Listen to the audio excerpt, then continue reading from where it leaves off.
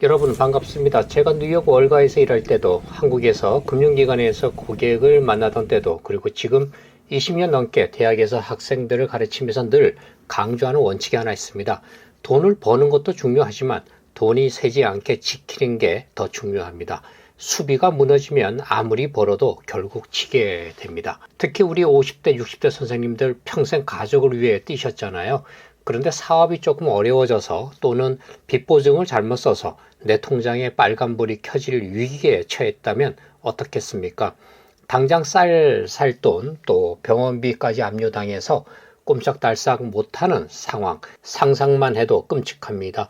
하지만 너무 걱정하지 마십시오. 2026년 2월 1일부터 제도가 바뀝니다.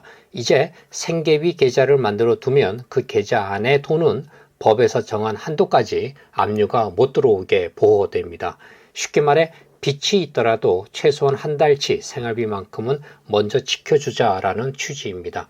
그래서 1인 1계좌로 만들 수 있고요. 월 250만 원까지는 생활비로 안전하게 쓰도록 보호장치를 강화해 준 겁니다. 원래도 행복, 지킴이 통장 같은 압류 방지 통장이 있었습니다. 그런데 그건 주로 기초생활급여처럼 수급자분들 중심의 제도였습니다. 이번에 새로 생기는 생계비 계좌는 다릅니다. 특정 수급자만이 아니라 전 국민을 대상으로 1인 1계좌로 월 250만 원까지 생활비를 먼저 보호해주는 제도라는 점이 핵심이죠. 사실 법에도 최저생계비는 압류하면 안 된다라고 하는 취지는 오래전부터 있었습니다. 그런데 현실에서는 은행이 개인의 다른 은행 예금까지 한 번에 확인하기가 어려웠거든요. 그래서 일단 압류부터 하고 그 다음에 법원 절차로 풀어야 하는 그런 불편이 반복됐었습니다. 생계비 계좌는 바로 이 불편을 줄이자는 거죠. 처음부터 생활비만큼은 압류로 묶이지 않게 미리 보호장치를 만들어 놓는 제도입니다. 오늘 이 영상 딱 한편으로 내 소중한 생활비를 철동같이 지키는 법 제가 확실하게 정리해 드립니다. 어디 가서 돈 주고도 못 듣는 강의 지금 시작합니다. 기존에도 보호장치가 아예 없었던 건 아닙니다. 월급에는 최저 압류 금지 금액 같은 규정이 있었습니다. 예를 들면 약 185만 원까지는 지켜준다는 식이었죠.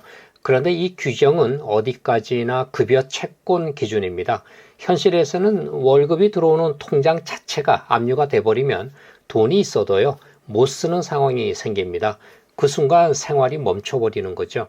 그래서 생계비 계좌는 방향이 다릅니다. 아예 생활비로 쓸 계좌를 미리 지정해 두고 그 계좌는 압류가 들어와도 일정 금액은 바로 생활비로 쓰게 하자는 겁니다. 즉 나중에 법원 가서 풀기가 아니고요. 처음부터 실효성 있게 막아두는 제도에 더 가깝습니다. 그리고 솔직히 말씀드리면 지금까지 법으로 보호받는 금액이 185만 원 수준이었었는데요. 요즘 물가에 185만 원으로 4인 가족은커녕 부부 생활비도 빠듯합니다. 맞지 않습니까? 이 제도는 특히 이런 분들께 의미가 큽니다. 첫째, 예전에 통장 압류를 한번 당해 보신 분입니다. 그때 생활비가 통째로 묶여서 정말 곤란했던 경험 있으실 겁니다. 둘째, 채무 조정이나 추심 이슈가 있어도요. 최소한의 생활비 결제만큼은 막히지 않게 하고 싶은 분입니다. 공과금이라든가 식비, 교통비 이건 끊기면 생활이 멈춥니다. 셋째, 계좌가 여러 개라서 돈이 여기저기 흩어져 있기 때문에 압류가 들어오면 어느 통장이 묶일지 늘 불안한 분들이죠. 다만 한 가지는 분명히 말씀드립니다. 이건 무제한 방패가 아닙니다. 250만 원이라는 정해진 한도와 규칙 안에서만 보호되는 제도입니다. 정부도 이 문제를 이미 알고 있었습니다. 그래서 2026년 2월부터 생활비로 보호받는 한도가 월 250만 원으로 크게 올라갑니다. 이게 무슨 뜻이냐? 여러분 통장에 생활비로 쓸 돈이 들어있더라도 법이 정한 한도, 즉 월 250만 원 안에서는 함부로 압류해서 못쓰게 묶어버리지 못하게 하겠다는 겁니다. 즉 최소한의 생활비만큼은 먼저 지켜주자라는 거죠. 그런데 여기서 진짜 중요한 말, 제가 학교에서 금융법 강의할 때도 꼭 하는 얘기입니다. 법은 권리 위에 잠자는 사람을 보호하지 않는다.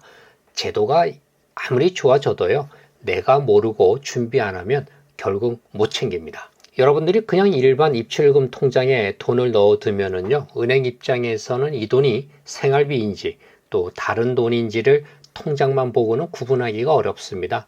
그래서 압류가 들어오면 일단 통장이 묶이는 상황이 생길 수가 있어요. 그러면 그 다음에 어떻게 되느냐?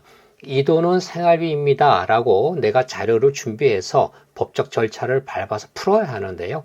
이 과정이 생각보다 시간이 오래 걸립니다. 통장에 돈이 있어도 못 쓰게 되니까 생활이 막히게 되는 거죠. 그럼 그 기간에 뭘로 생활을 합니까? 그래서 우리가 활용해야 하는 게 바로 생계비 계좌입니다. 생활비로 쓸 돈을 미리 이 계좌에서 관리해 두면 갑자기 내 통장이 통째로 묶여버리는 불편을 크게 줄일 수가 있습니다. 자, 그럼 이 통장 어떻게 만들까요? 제가 예전에 은행에 있을 때도 느꼈는데요. 어려우신 분들이 은행 창구 가는 걸 많이 두려워하세요. 그럴 필요 없습니다. 당당하게 가십시오. 시중은행, 농협, 신협, 우체국 어디든 가셔서 생계비 계좌 만들러 왔습니다. 이렇게 한마디 하시면 됩니다. 그런데 여기서 전재은행원으로서 드리는 특급 꿀팁이 하나 있습니다. 이 통장은 방패입니다. 방패는 좋지만 너무 무거우면 움직임이 둔해지게 마련이죠. 그러니까 이 통장은 딱 생활비만 규칙 안에서 가볍게 쓰는 게 핵심이고요. 예전에도 행복 지킴이 통장 같은 압류 방지 통장이 있었습니다. 하지만 그 통장은 기초생활급여 같은 압류 금지 수급금만을 입금이 가능했었고요. 일반 입금은 사실상 막혀 있었습니다. 이번 생계비 계좌는 성격이 달라요. 수급금만 넣는 통장이 아니라 내가 생활비로 쓰는 돈을 미리 모아두고 지키는 구조입니다. 대신에 한도가 있습니다. 한 달에 최대 250만 원까지고요.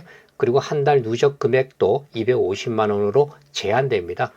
생계비 계좌 금액이 250만 원을 넘지 않으면 다른 일반 계좌 예금에 들어있는 돈도 추가로 압류 금지가 되도록 설계되어 있습니다.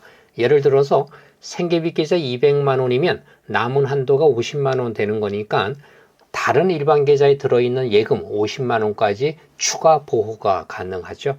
그리고 1인 1계좌입니다. 따라서 가족이 있다면 가족들 모두 필요시 각자 한 계좌씩 개설이 가능하다는 것이 장점입니다.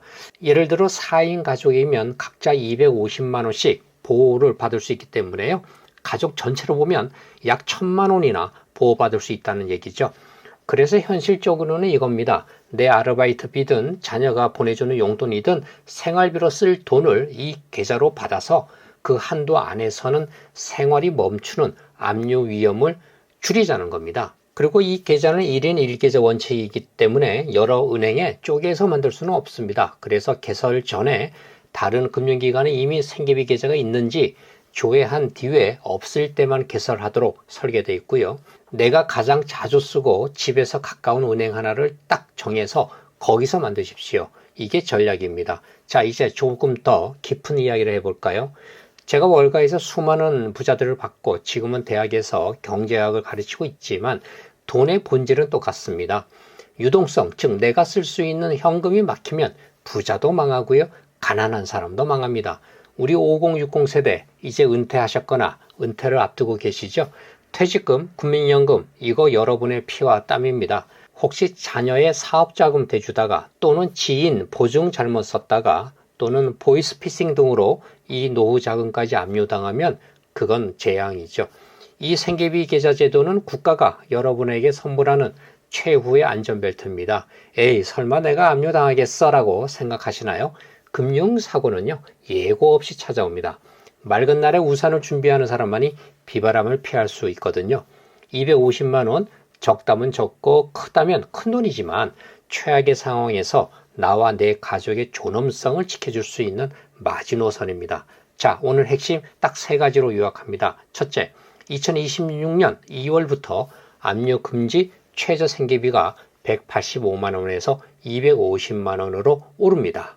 둘째, 가만히 있으면 안 된다. 은행에 가서 압류 방지 전용 계좌를 개설해서 한도를 상향해야 한다. 셋째, 이 통장은 수비 전용이다. 생활비 방어 목적으로만 똑똑하게 활용해라. 어떻습니까? 저는 다음 시간에도 대학 강의실에서나 들을 수 있는 고급 금융 정보, 하지만 우리네 삶에 꼭 필요한 정보들을 아주 쉽게 풀어서 또 가져오겠습니다. 오늘 제 강의가 도움이 되셨다면 구독과 좋아요 한번 눌러주시면 새로운 영상이 나오면 제일 먼저 받아보실 수 있습니다. 지금까지 월가 출신 금융을 읽어주는 남자 여원봉 교수였습니다. 감사합니다.